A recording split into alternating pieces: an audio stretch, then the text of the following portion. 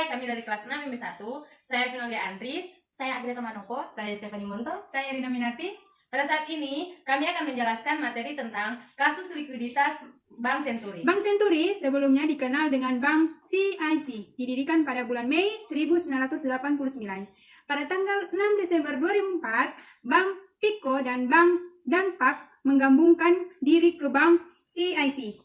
Pada tanggal 28 Desember 2004, Bank CIC berganti nama menjadi Bank Senturi. Pada tanggal 21 November 2008, diambil alih oleh Lembaga Penjamin Simpanan atau LPS dan berubah nama menjadi PT Bank Mutiara Tbk. Pada tanggal 20 November 2014, PT Bank Mutiara Tbk diambil alih oleh J. Trusco Ltd dan pada tanggal 29 Mei 2015 berubah nama lagi menjadi PT Bank J. Trus Indonesia Tbk. Bagaimana sebenarnya kronologi awal persoalan yang dihadapi oleh Bank Senturi sampai bank ini dinyatakan harus diselamatkan oleh pemerintah? Berikut ini kita simak kronologinya. Kasus Bank Senturi pada tahun 2003, Bank CIC diketahui didera masalah yang diindikasikan dengan adanya surat-surat berharga valutas asing sekitar 2 triliun yang tidak memiliki peringkat berjangka panjang, berbunga rendah, dan sulit dijual. Bank Indonesia menyarankan merger untuk mengatasi ketidakberesan bank ini.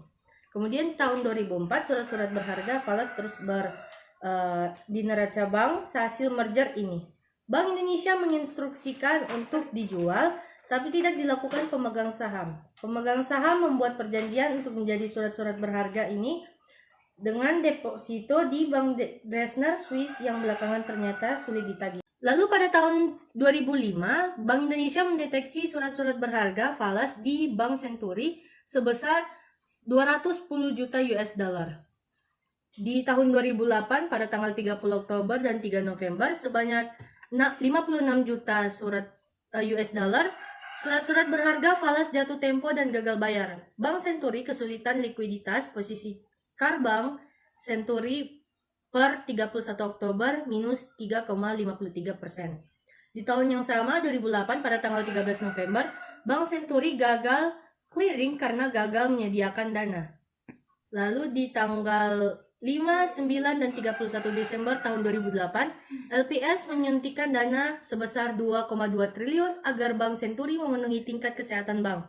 Bank Senturi mulai menghadapi tuntunan ribuan investor antaboga atas penggelapan dana investasi senilai 1,38 triliun yang mengalir ke Robert Tantular, dan Bank Senturi mencatat kerugian sebesar 7,8 triliun pada 2008 dan asetnya tergerus menjadi 5,58 triliun dari 14,26 triliun pada 2007.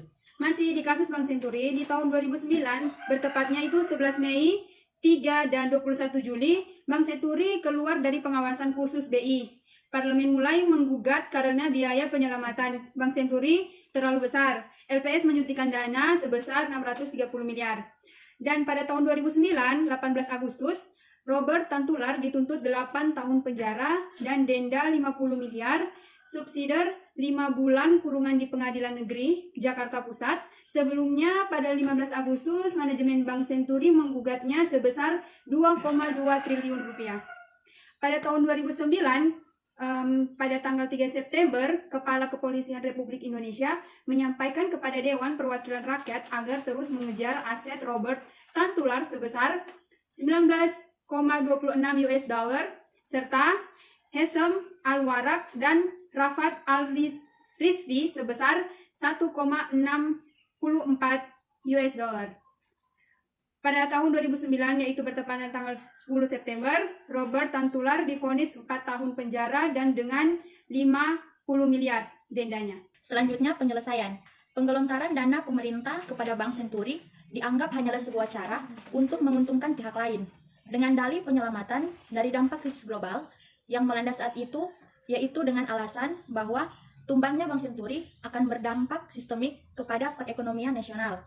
Akan tetapi, ketika bank swasta tersebut bermasalah, bahkan akan berdampak sistemik yang akhirnya mengancam perekonomian nasional, maka negara akan menanggung beban tersebut dengan berbagai cara untuk menyelamatkan meskipun harus mengucurkan dana atau bailout yang sangat besar seperti kasus BLBI yang terjadi pada tahun 1998 dan skandal Bank Senturi saat ini.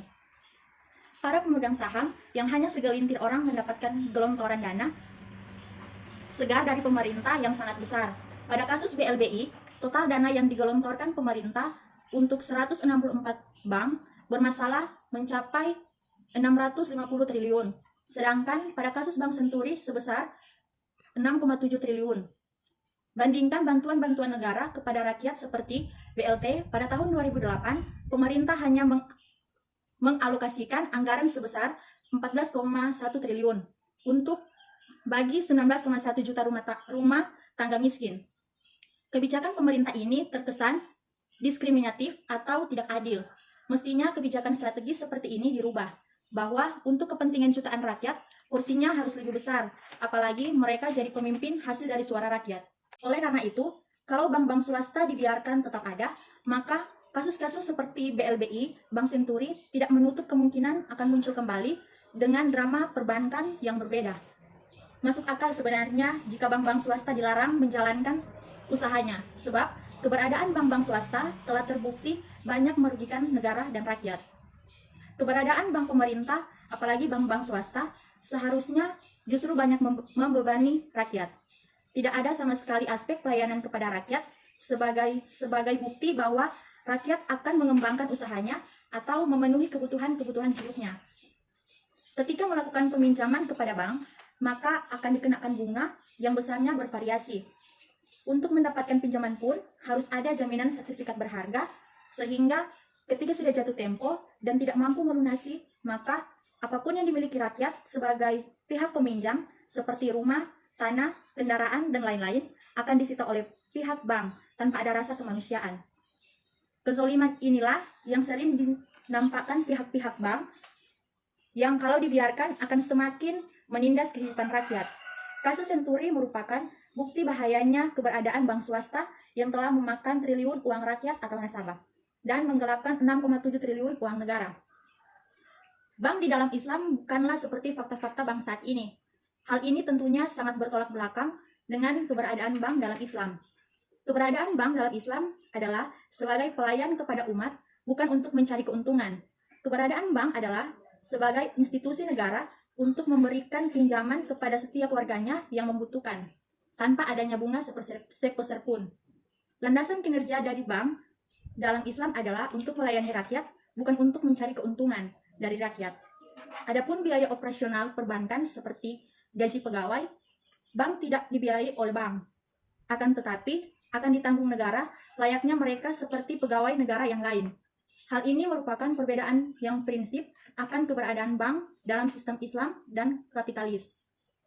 Berkaitan dengan penyelesaian kasus Bank Senturi ini, ada hal penting yang harus diperhatikan oleh masyarakat, bahwa skandal kasus Bank Senturi ini harus dibongkar sampai ke akar-akarnya. Bagaimana dana itu dikucurkan, kemana lainnya dana-dana yang ada tersebut.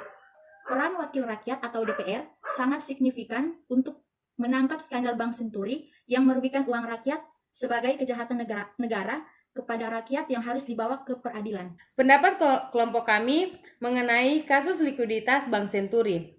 Kasus Bank Senturi hingga kini masih menjadi pemberitaan hangat di sejumlah media massa, baik media massa yang berorientasi elektronik dan cetak.